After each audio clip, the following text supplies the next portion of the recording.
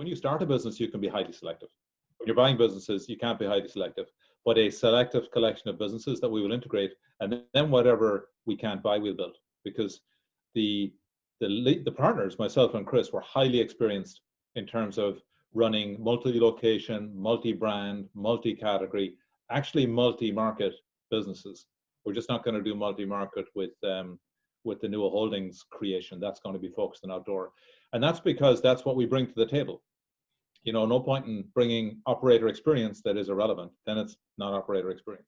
Welcome to Future Driven. I'm Adam Kopp, and on this podcast, I talk with entrepreneurs and industry professionals about the challenges and the wins in their business. See the vision, drive the future. Welcome to episode 7 of the Future Driven podcast. Today, I'm excited to have Joe McSwiney from NUA Holdings. Joe, thanks for joining me today. My pleasure.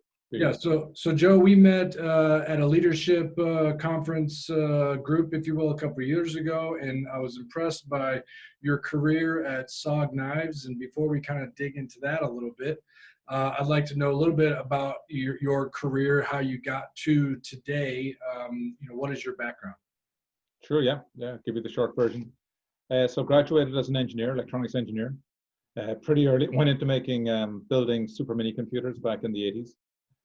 Pretty soon realized that I found managing people a lot more challenging than managing machines.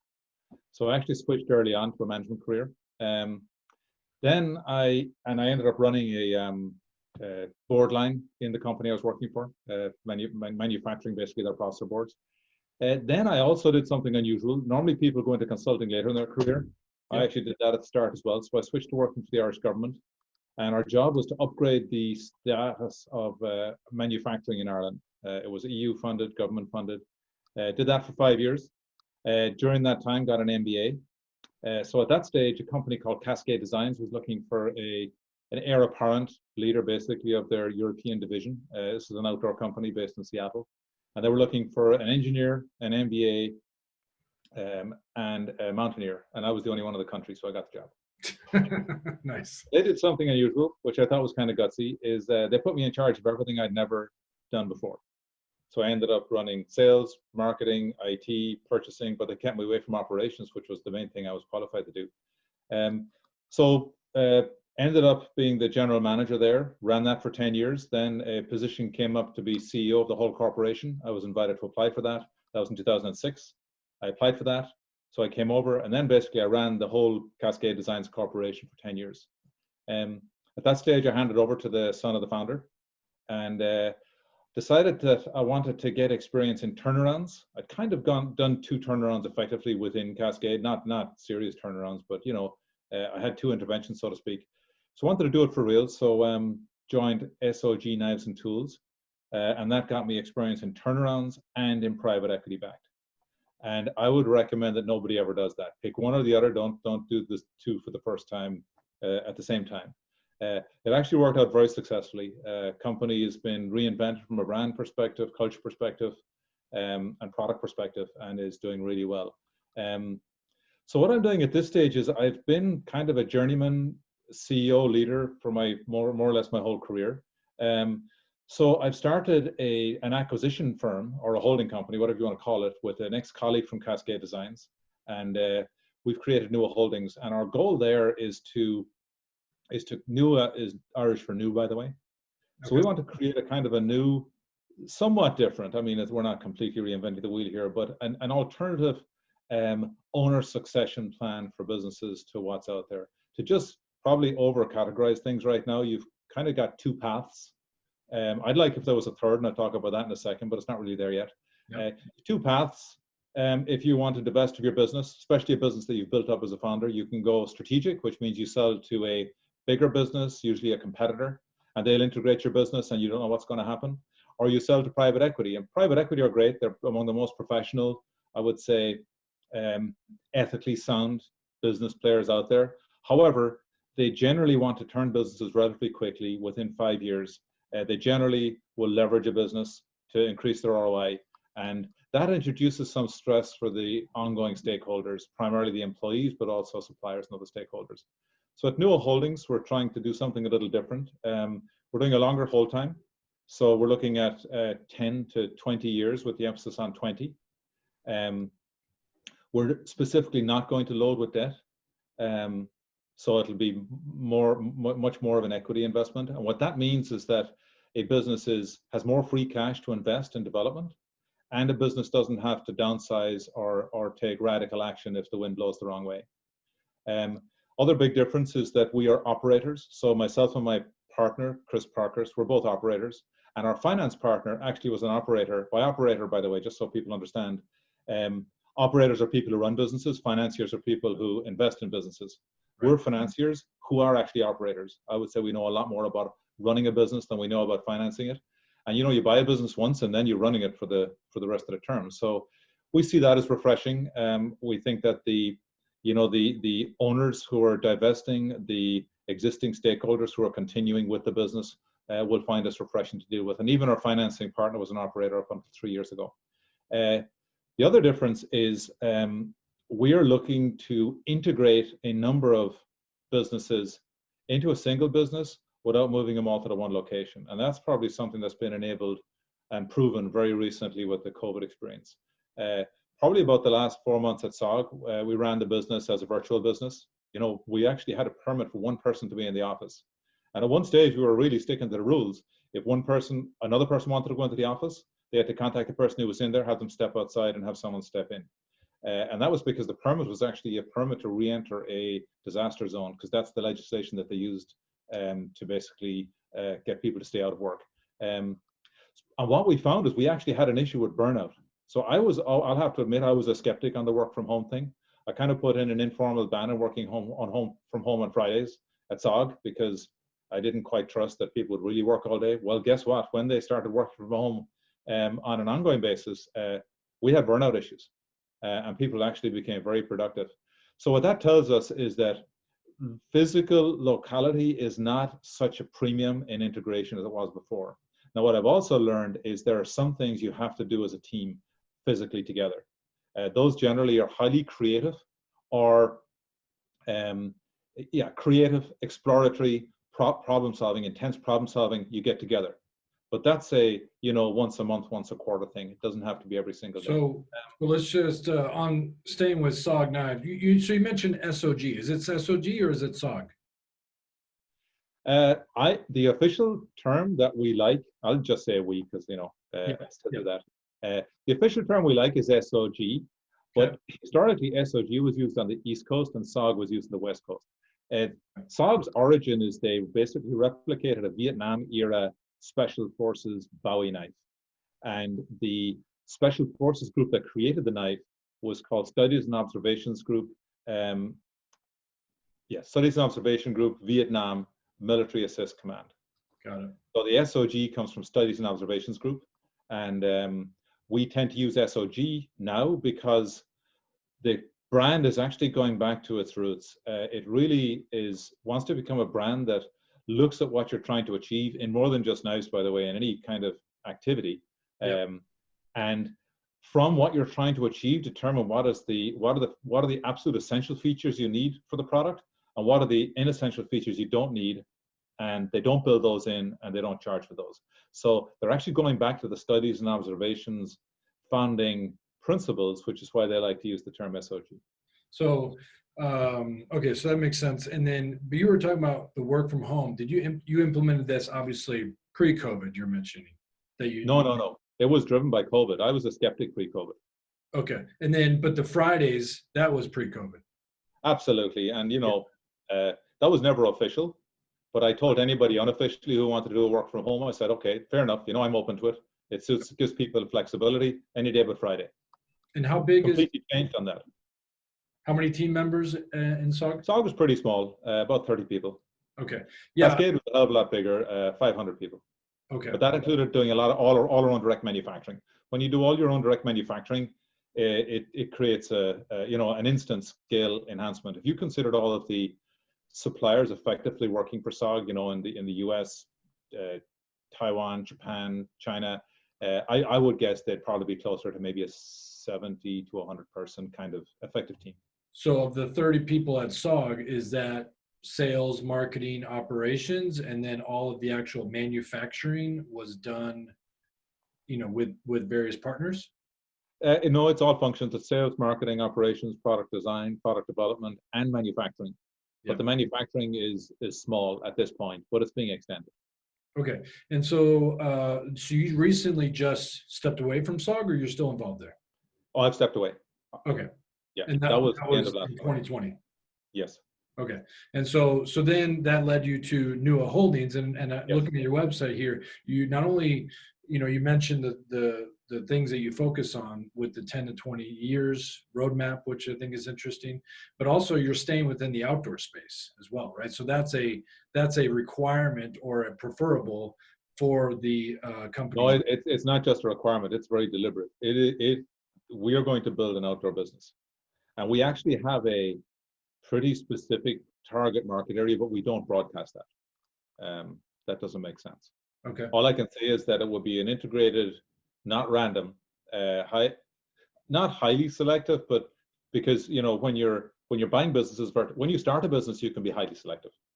Yeah. When you're buying businesses, you can't be highly selective, but a selective collection of businesses that we will integrate, and then whatever we can't buy, we'll build, because the partners, myself and Chris, were highly experienced in terms of running multi-location, multi-brand, multi-category, actually multi-market businesses. We're just not going to do multi-market with the NUA Holdings creation. That's going to be focused on outdoor, and that's because that's what we bring to the table. No point in bringing operator experience that is irrelevant. Then it's not operator experience. So what type of businesses are we talking about? Products, services? How within outdoor, where are you going to stick with that? We'll be emphasizing more around gear, camp, and activity. Okay. And emphasizing more premium than value, because we have always worked in the innovation-driven space. Cascade is a highly innovation-driven business. That's how they were founded. Same with SOG. Right. Okay, cool. And then I see some criteria that you have as far as like cash flow and revenue size and so forth. So what is it that, so you built this, company, you now, are you deliberately targeting specific people, or people coming to you? Kind of how are you finding these companies? Bit of both. So just to give you some insight into the kind of acquisitions world. So I would say you've got kind of a spectrum. On the one hand, you have businesses that have actually already recruited a sell-side advisor, and they will come to us, and they may have a list of 20 businesses that they're selling, and we might pick out 3 or 4 that we're interested in contacting. They're the easy ones, actually, but that's a pretty small list. Then in the middle, you have businesses who, for either due to some inside information that we get, or just by looking at the stage the business is at, the age of the founders, we think there's a likely scenario they may be looking to divest, and we will approach those. Then on the other side, you have what I experienced for years, both at Cascade and SOG, is cool company, let's go see if they're for sale. We're probably not interested in doing that, to be honest. That was, I had people calling me like on a monthly basis, both organizations, when are you going to be for sale? And I'd say, I used to say, call me in a year, and they'd call me back in about 2 months. So then I'd say, call me in 10 years, and they'd get back in about a year. Nice. Okay. And then I may have read this, or maybe I kind of dreamt it up myself, but are you also helping companies with, essentially owners that are looking for a roadmap out, kind of like a guidance to be? Yeah. So I guess how I'd answer that, I'm not sure where I am doing a couple of other things, by the way, but I'm not sure where you got that. So basically, I love founders. Investors sometimes are wary of founders. And the reason is that even if a founder has divested and they only have, let's say, 20% of the business, they still have an incredible amount of power and influence in the business. And for people who derive their power and influence from owning the business, like owning the majority of equity, that creates a potential conflict. That doesn't scare me in the least. I value founders enormously. They are basically the source of what founded the business, what made the business unique, and generally, oftentimes in a more historical perspective, but still a very relevant perspective, they will really understand the fundamental principles and values of the business. And I would say at Cascade, we kind of took those things for granted. And it worked to an extent because there was always continuity of ownership there right from the very beginning. At SOG, I took a different approach. We deliberately investigated, including the founder, by the way, because oftentimes founders don't articulate this. They've been there since the beginning. They assume everybody knows what the business stands for. They get a little surprised when people do weird things, which are out of sync with what they think should happen, and they think, oh, that person just doesn't understand. And what's actually happened is that the founder hasn't properly articulated to all of these new people who've come in over successive waves what their business is really about. So one of the first things we did at SOG, I think within 3 months of getting there, is we put a team together, including the founder, internal members, internal team members at all levels, and external team members who we felt who had been with the brand a long time. And we figured out what was the brand fundamentally about. And that was incredibly useful. And I guess to answer your question, and I can go into why that's useful then if you want, we really value founders, and founders can stay involved, absolutely. Oftentimes you'll get a person, and this applies possibly more to early stage founders, which are absolutely also within our target space. These are founders who have, they start a business, it was incredible fun. Usually they're involved on the product side and on the market side, and they really enjoy that. Then they find themselves literally having to run this business. And whereas they used to spend, 50% of their time in the lab or 50% of their time on the road, depending on which angle they founded the business on, now they're finding themselves spending, 2% of their time doing those things and 96% of their time sorting out squabbles between people, which they probably caused by not communicating direction or not having right structures. So for those people, we'll put them back on the road and back in the lab, whatever they want, and we'll run the business. Okay. And really value their presence, by the way. So that kind of goes back into the fact that you call yourself an operator, right? And so, which is, Yes. Unique in the acquisition and private equity, as you're saying, because. Yeah, I want to say we're not unique because you just get one person in the comments below if we're on YouTube here saying, oh, I know someone else who does that. But yeah, we're pretty unusual. The classic approach with private equity is you buy a business, then you recruit the CEO. Yeah. And then the CEO examines the internal team and recruits a new team or not. I ended up effectively doing that, but probably through attrition more so than deliberate. We will come in and ironically, even though we can be the future CEO, we don't want to do that if there's a good one there already. Sure. I mean, if the business has got a good staff on board, we leave it there and we'll go working on the business, on building the bigger group versus having to go in and run the acquisitions, but we're able to do that if necessary. So a lot more flexibility there. Right. So let's talk a little bit about your leadership style, right? And you kind of touched on it, but if you come into a company, you acquire them, and obviously you have the benefit of leveraging other companies within your portfolio. How can they help each other if needed? Is that part of the strategy? Yeah, we will integrate the businesses. We're not going to be a holding company, even though I know the title of our business is NUA Holdings. No, we'll integrate the businesses and create a single business. And in terms of everything that makes the original business unique with the customer, we'll leave as independent as possible because you have to be very careful of interfering with that unique DNA. Sure. And then where there's commonality, which is usually on the channel side at the front end, or on the supply chain at the back end, we will be looking for synergies. Okay. So 2 and 2 equals 10, that kind of thing.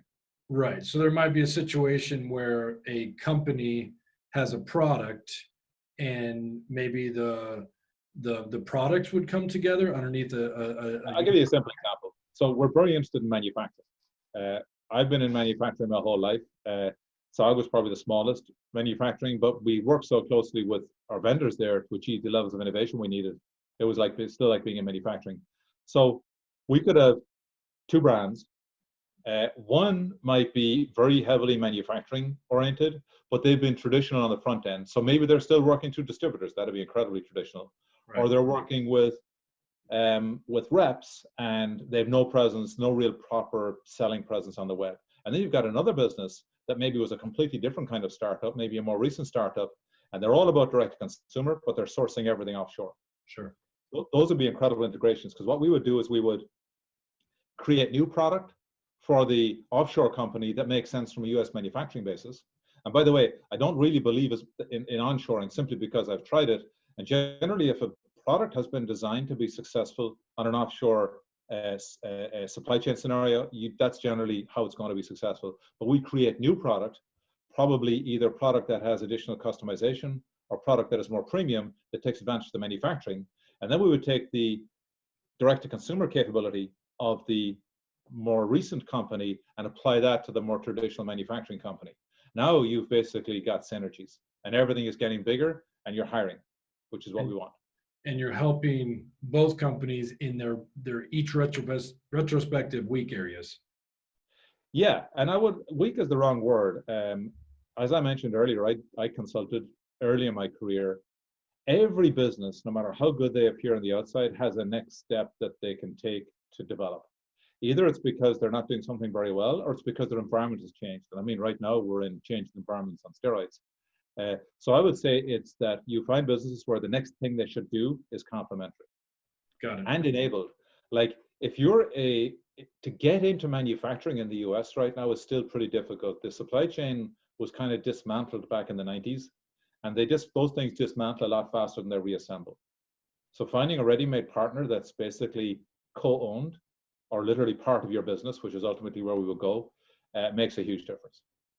So could we double back a little bit and talk a little bit more about your leadership style? So you're entering a company, it's sensitive from the CEO down to the all employees. How is it that you make everybody feel comfortable that it's the right move and you're there for the right intentions? Well, so the first thing I would do is talk to everybody. I did that at SOG, and it gave me, I would say it gave me a long honeymoon period. I mean, ultimately, I had to face the music there, and we had to, address all sorts of situations, a lot of upgrades, right? So I would talk to everybody, understand where everybody's coming from. I probably would go back to the fundamental purpose of the business in the sense of creating a North Star for everybody. So we're all on the same page in terms of where we're going. And then I actually have a mechanism that I've developed at SOG, and I've actually applied to some startups recently. So that means it's a very broad mechanism whereby we look at our purpose, which I consider to be like your 30-year goal, because you can achieve anything in 30 years. And there are two levels of purpose. There's the generic thing you're trying to help people on, and that's generic. Everybody in your market's probably doing a version of that. And then there's your specific strategy as to what are you doing differently that enables you to win or enables you to create unique value versus your competition. You need to know that at the highest level. And then when you understand that, I go right back to 5 years and decide what do we want to achieve in 5 years here. And when I say we, that means it's an inclusive exercise. And then when you have your 5-year target, that's the hardest one, because that's where you actually have to get things done. I can dream up doing anything in 30 years, but in 5 years, I can only get so much done. So you have to make some choices. And then I go back to 1 year, and 1 year is easy because you just look at everything you wanted to do for the 5 years and decide how much you can get done in 1 year. And by the way, the 5 years should be like a 7-year goal. It's like a BHAG. It has to be stretched. Right. And then you see, well, what do I need to get done in 1 year? So I'll be ready for that in 5. And then from the 1 year, I take it back to what do I want to get done this quarter. And when you're at the quarterly level, you have assigned the responsibility for those tasks as deep in the organization as possible. And ideally, from 1 year back, those people who have been assigned the tasks have been involved in selecting what they're going to do. And that creates a very strong sense of shared direction, and in my view, disperses with a lot of the infighting and confusion that arises from lack of correct responsibility assignment. The next thing I do then is I address accountability. Accountability is something that I don't personally feel I have an issue with accountability, but I've had challenges for a while creating an environment of accountability. It's a difficult thing to do. And I feel I solved that more so probably at SOG than at Cascade. And it's based around the idea of extreme ownership. Extreme ownership is a concept that I got from a book by Jocko Willink of the same name. He's a Navy SEAL commander, I guess, who was operating Ramadan in Iraq. And whereas, it's a military lesson that I've always treated with a slight grain of salt, because I've said, well, in the military, you have a completely different kind of command, control, commitment, consequences structure. But actually, this lesson applies everywhere. And the idea of extreme ownership is once a person has something that they're responsible for, they are the CEO for that responsibility. And that means that they can, with like not to a crazy level, but they should think that they can hire and fire any resource that is not getting them what they need in relation to that responsibility. Also, they can create whatever process is needed and dispense with whatever bureaucratic process is not needed for that responsibility. And I'll give you an example. I've used this example before. It's around commercialization. So commercialization is the process of taking a design and building a supply chain around it. So basically, when your commercialization is done, you should be able to place an order with your supplier, and within an agreed level of time, call it 3 weeks, 3 months, depending on your situation, it'll be in your warehouse. So let's say you've got somebody who's responsible for commercialization. And let's say a key milestone in commercialization is the pilot run. The pilot run is the first run of the manufacturing line after it's been fully set up. This applies whether you're manufacturing downstairs, which is kind of my favorite, or whether you're manufacturing offshore, which works really well too, right? And let's say the head of commercialization comes to you and says, I'm late, we're not going to make the pilot. And let's say this is really serious because you've got a sales meeting in 2 weeks and you can't show anything that doesn't have an approved pilot, right? That was one of the rules we had at SOG actually, which worked really well. And then I say to them, why are you not going to deliver? Oh, the PO was not placed for the pilot run, because generally you pay for pilot runs, right? Right. I'll say, but I asked purchasing to do that. I have it here in email, and they print out the email and they show it to me, and they say, so go talk to purchasing as to why we're not achieving this pilot run. So what I'll do then is I will say, remember that chat we had about extreme ownership? You're the CEO on this. You can hire, you can fire purchasing. You can do anything except avoid responsibility. So here's what we're going to do. First time this has happened, you need to sit down with purchasing. And by the way, purchasing will be fine with this because they've had the same conversation about them, placing a PO and blaming somebody. You sit down with purchasing, you say, you've done this once. I understand these things happen. I get it. You were really busy. This will never happen again. If you do this to me again, I'm going to find a different resource to place POs for pilot runs. You can go keep placing POs for stock. That's actually up to someone else who's responsibility for that, but you're done with me. And what that does is it creates an incredible sense of authority and power with a person, so that then they welcome the accountability and the authority. And then if they screw up, they just own it. And they say, I own that. This is what happened, and I have the power to fix it, and I feel good about it, and I'm going to get better, versus I'm responsible for this, but I don't really control it. I mean, the QC have given me this ridiculous process that I hate. These other people here who should do things for me don't report to me, so they won't do it. So you get rid of all of that. So that's probably my first, everyone says 100 days. I always try to do things faster, so I would try and do that in 30. But that's probably the first 100 days, which gets everybody aligned. And the cool thing about that is as you execute on that, you can see if people are in the right positions for their preferences and competences. And then you can, and this is amazing, right? You kind of have to see it to believe it. Then you can adjust responsibilities so that what people are doing is what really suits them, right? So my sense is that you develop a highly efficient culture with not only the companies you've been in, but with NUA Holdings. Is that an accurate assessment? Well, basically, one of the things I bring to the table is cultural transformation. I perfected that at SOG. And I think anyone you talk to there would be a testament to it. And I will absolutely apply that to a business, but it's much more than just culture. That's an error right there if you think of culture as this thing on the side that you have to get right. It is, if you get your whole business right, you don't even use the word culture. I mean, that's probably an extreme, but it should be seen and not heard. And it's about creating alignment and getting the right-minded people in the right jobs moving forward. And if someone isn't right-minded and you can't find the right position for them, then you do everybody a favor and they go find something else to do. So the extreme ownership is a big part of your culture. Are there any other pillars that would be a part of that culture kind of foundation you talk about? Well, an extension of extreme ownership is a thing called Racy. I first heard about Racy and I hated the idea because it sounded like consulting speak, and of course it is. It stands for Responsible, Accountable Consultant Firm. So that what that means is that for every person who has is responsible for something. Somebody else gets to tell them whether they're doing the job right, and they're usually the person in the department who's receiving what they're doing.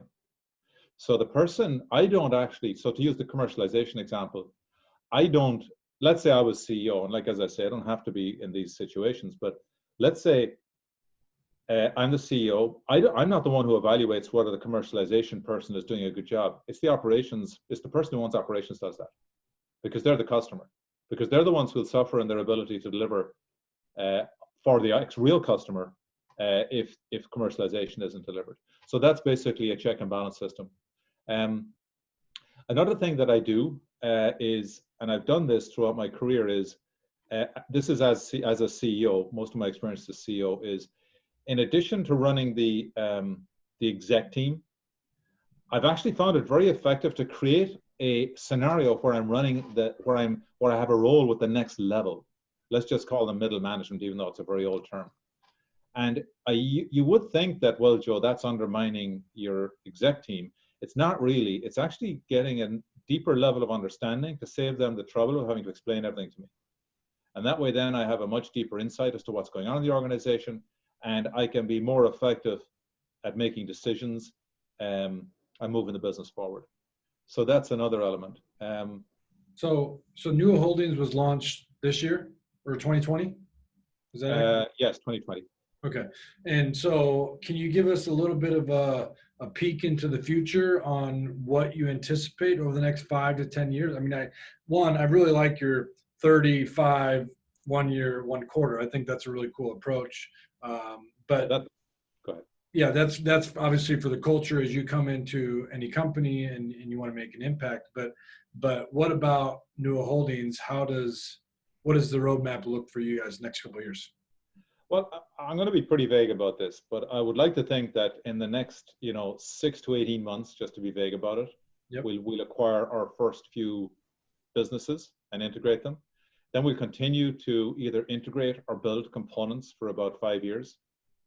So I think you need a long period, because I think, when you're in the business of waiting for transactions, you need to have a medium-term horizon, because the chances of the timing suiting you and the other party right now is low. So I'd say we'll be probably building the family, so to speak, for about 5 years, and then developing it over the next 5 to 15 years.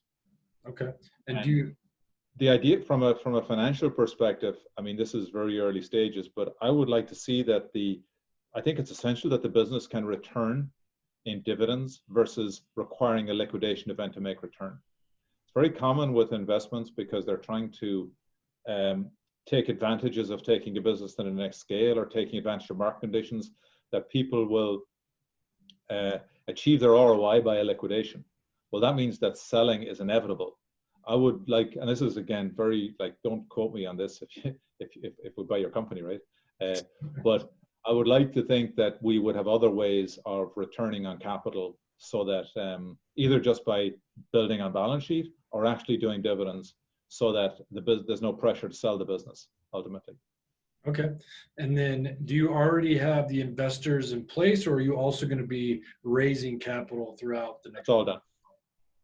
That's all done. I mean, no, that is the piece that we had to get in place at a very solid level, so we'd be authentic, viable acquirers. Right. So you can know as you go straight in that you've got. We are working very closely with our finance partner. I mean, I mentioned the finance partner earlier. The strategy is agreed. It's a focused strategy.